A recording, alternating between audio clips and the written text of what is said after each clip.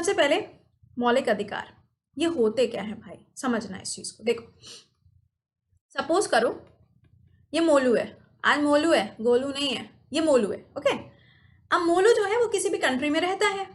अब किसी भी कंट्री में रहता है, लेकिन अगर वो अपने हिसाब से खा ना पाए, अपने हिसाब से कहीं पे जा ना पाए, अपने हिसाब से कहीं पे भी घर ना बना पाए, तो क्या इसके खुद के कुछ अधिकार बचेंगे? ऐसा तो नहीं हो पाएगा, है ना। तो किसी भी एक व्यक्ति के लिए जो सबसे ज्यादा जरूरी होते हैं वो क्या होते हैं? उसके बेसिक राइट, उसके मूल अधिकार। यही जो मूल अधिकार हैं इसी को क्या बोला जाता है? Fundamental rights. जब आप फंडामेंटल राइट की बात करोगे तो इसको मैग्ना कार्टा बोला जाता है। ठीक है, क्या बोला जाता है? मैग्ना कार्टा के नाम से जाना जाता है। और ये जो वर्ड है, ये ध्यान रखना कि ये जो टर्म है ये कहां से लिया गया है? ब्रिटेन से ये टर्म लिया गया है।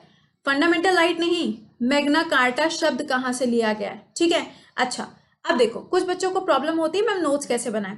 बहुत ही ध्यान से सुनना, देखिएगा। जैसे आपने फंडामेंटल राइट के कुछ की पॉइंट्स हैं उन्हें हमने लिख लिया, डिटेल में आप जानते हो, डिटेल में आपको अलग से पढ़ा देंगे, कभी मौका मिलेगा तो जरूर डिटेल में बात करेंगे। लेकिन देखिएगा, मौलिक अधिकार कहाँ से लिए गए? आपने लिखा यूएसए से। कौन से भाग में आते हैं? आप लिख लोगे पार्ट 3 में। आर्टिकल कहाँ से कहाँ तक है? 12 से 35 तक है। क्या ये एब्सोल्यूट होते हैं? क्या इनमें कभी कोई बदलाव नहीं हो सकता? बिल्कुल हो सकता है। They are not absolute. ये कैसे होते हैं? ये एब्सोल्यूट नहीं होते। समय पड़ने पर पार्लियामेंट जो है वो किसी भी तरीके का बदलाव कर सकती है। ठीक है, अच्छा अगला पॉइंट समझिएगा, क्या ये जस्टिसेबल होते हैं? जी हाँ बिल्कुल, ये जस्टिसेबल होते हैं। अगर कोई भी व्यक्ति आपके मौलिक अधिकारों का हनन करता है, शोषण करता है, तो आप क्या कर सकते हो? आप किसी भी कोर्ट में जाके अपील कर सकते हो। ठीक है, तो ये कुछ बेसिक्स हैं जो आपको पता होने चाहिए ही चाहिए। अब देखिए फंडामेंटल राइट्स कितने टाइप के होते हैं? पहले क्या था? 7 टाइप्स के हुआ करते थे। अब कितने टाइप के हो गए? 6 टाइप के हैं, जिसमें से सबसे पहला जो है वो क्या है? समानता का अधिकार, जिसे हम क्या कहते हैं? राइट टू इक्वालिटी कहते हैं। आर्टिकल नंबर कहाँ से कहाँ आएगा? 14 से लेके 18 आएगा। राइट टू फ्रीडम, यानी कि ये आपको स्वतंत्रता का अधिकार देता है, आर्टिकल नंबर 19 से लेके 22 के बीच में। अगला है राइट अगेंस्ट एक्सप्लॉयटेशन। अगर कोई भी व्यक्ति आपका शोषण करता है तो वहां पर आपको कुछ आर्टिकल्स मिलेंगे, आर्टिकल नंबर 23 एंड 24। तुम लोग के मतलब का सवाल, तुम लोग का डेली सुबह 7 बजे शोषण होता है ना? डेली हम चिल्लाते रहते हैं क्लास में आओ क्लास में आओ, ऐसा कहते रहते हैं ना? अच्छा जरा बताना, क्या इसके लिए कोई आर्टिकल है क्या जिससे तुम लोग बच सकते हो? अगर ऐसा है तो जरा आर्टिकल लिख के बताइएगा। अगला सुनिएगा, फ्रीडम के लिए, यानी कि ये वाली जो फ्रीडम है ये धार्मिक स्वतंत्रता आपको देती है, आर्टिकल 25 से लेके 28 के बीच में। और यहाँ पे आप अगला देखोगे तो ये क्या है, हो जाएगा आपका कल्चरल राइट्स, यानी कि ये आपको संस्कृति से जुड़ी हुई है और ये स्पेशली माइनॉरिटीज के लिए होता है, अल्पसंख्यकों के लिए होता है। ठीक है, आखिरी क्या है? कॉन्स्टिट्यूशनल रेमेडीज, आर्टिकल नंबर 32 हो जाएगा, यानी कि ये सारे के सारे क्या है? 6 टाइप्स हैं। ओके, अब आते हैं हम क्वेश्चन पे। राइट, देखिए सवाल सबसे आज हम पढ़ेंगे आर्टिकल नंबर 12 और 13, क्योंकि इन्हीं को समझने में आधा समय निकल जाएगा। ऐसे समझना, बहुत ही छोटे छोटे से क्लास रखे हैं मैंने, ताकि कोई भी पॉइंट आपका ऐसा ना हो जो छूट जाए जल्दबाजी में, क्योंकि आप देख रहे हो नंबर ऑफ क्लासेस बहुत ज़्यादा हो जाती हैं, जिसकी वजह से मैंने इसको छोटे छोटे पार्ट्स में ब्रेक कर दिया। और हर एक बच्चे के लिए आर्टिकल इंपॉर्टेंट है, चाहे वो एनटीपीसी का हो, स्टेट लेवल हो, एसएससी हो, यूपीएससी हो, एनी एग्जाम, सब में आता है आर्टिकल। कौन सा पेपर है जिसमें पॉलिटी नहीं आती? समझ रहे हो? चलो देखो, आर्टिकल नंबर 12 इसमें से किस चीज के बारे में बताता है? सिंपल सी बात है, क्या बताएगा? आपको राज्य की परिभाषा बताता है। फंडामेंटल राइट तो है, लेकिन पूछा गया है ये किस चीज की परिभाषा बताता है, तो ये डेफिनेशन बताता है किसकी? स्टेट की। अब आप कहोगे मैम स्टेट का मतलब तो है यूपी, एमपी, महाराष्ट्र, यही तो स्टेट का मतलब है। नहीं, यहाँ पे स्टेट का मतलब ये नहीं है। सपोज करो, देखो सेंटर है और स्टेट है, बहुत ही ध्यान से सुनिएगा, कॉपी पेन लेके बैठा करो, पॉइंट्स लिख लिया करो, जैसे सुबह 7 बजे के करंट अफेयर्स के क्लास में कॉपी पेन लेके बैठते हो ना, बिल्कुल उसी तरीके से। सुनिए, सेंटर की बात करोगे तो जैसे कि मान लो आईएएस ऑफिसर है, स्टेट की बात करोगे तो एक पीसीएस ऑफिसर होता है ना? इसके अलावा जैसे एलआईसीज होती हैं, या फिर आपका ओएनजीसी हो गया, तो ये सब क्या है? ये सारी वो चीजें हैं जो कहीं ना कहीं सरकार के साथ में काम करती हैं, चाहे सेंट्रल गवर्नमेंट हो चाहे वो स्टेट गवर्नमेंट हो, यही तो होता है ना।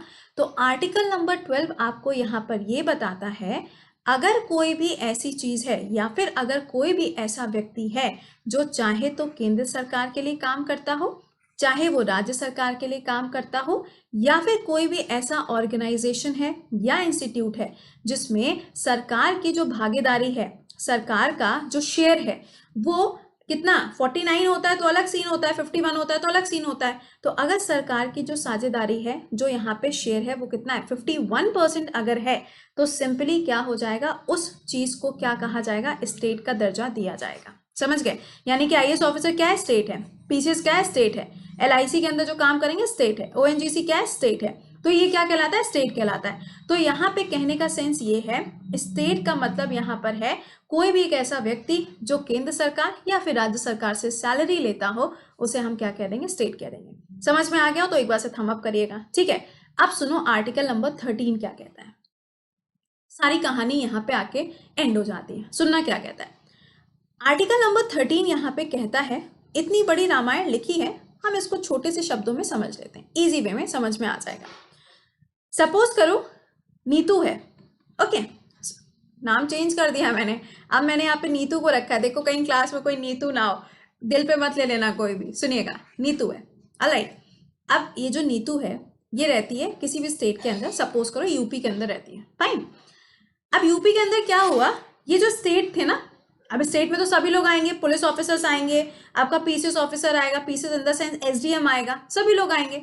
तो यूपी सरकार के द्वारा या फिर यूपी के अंदर अगर कोई भी एक ऐसा व्यक्ति है जिसने कोई कानून बनाया, कोई भी लॉ बनाया, एनी लॉ, लेकिन इनके द्वारा जो कानून बनाया गया उससे उस पर्टिकुलर स्टेट के जो रहने वाले लोग हैं, अगर उनके मौलिक अधिकारों का शोषण होता है, अगर उनके फंडामेंटल राइट्स जो हैं अगर वो एक्सप्लॉइट होते हैं, तो उस पर्टिकुलर लॉ को क्या डिक्लेयर किया जाएगा, नल एंड वॉइड। सपोज करो यहाँ पर ये जो नीतू थी ये रहती है यूपी के अंदर, और यूपी के द्वारा कोई ऐसा कानून बन गया जिसको बनाने के बाद में, लागू करने के बाद में नीतू को लगा भाई ये तो हमारे मौलिक अधिकारों के खिलाफ है ना। तो यहाँ पे अगर ऐसा होता है, जैसे कि मान लो सीएए है ना, सिटीजनशिप अमेंडमेंट एक्ट था, अब कुछ लोगों को लगा कि हमारे फंडामेंटल राइट्स के अगेंस्ट है, लोगों ने प्रोटेस्ट किया, राइट।